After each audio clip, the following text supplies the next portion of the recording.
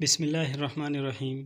عراق سے ایک وفد سخت گرمی کے زمانے میں جب عرب کی ریگستان آفتاب کی تمازت سے آتش دوزخ کا منظر پیش کر رہا تھا، جس کی قیادت حضرت احنف بن قیس رضی اللہ تعالیٰ عنہ کر رہے تھے، وہ حضرت عمر رضی اللہ تعالیٰ عنہ کو ڈھونڈتے ہوئے جب پہنچے تو دیکھا امامہ اترا ہوا ہے، کمر پر گوند باندھی ہوئی ہے اور زکوٰۃ میں آئے ہوئے اونٹوں کا علاج کر رہے ہیں۔ جب عمر فاروق کی نظر حضرت احنف پر پڑی تو فرمایا، اے احنف، کپڑے تبدیل کر کے آؤ، اونٹوں کا علاج کرنے میں میرے ساتھ تعاون کرو، اس میں یتیموں مسکینوں کا حق ہے۔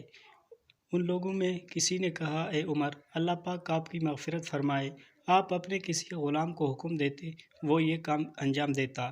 حضرت عمر نے فرمایا، بھلا مجھ سے بڑا کوئی غلام اور بھی ہوگا؟ یہ احنف رضی اللہ کون ہے؟ جو شخص مسلمانوں کے امور کا ذمہ دار ہو وہ مسلمانوں کا غلام ہے۔ جس طرح ایک غلام پر اپنے آقا کی خیر خواہی اور امانت کی ادائیگی ضروری ہے، اس طرح ان پر بھی ان امور کا بجا لانا بھی ضروری ہے۔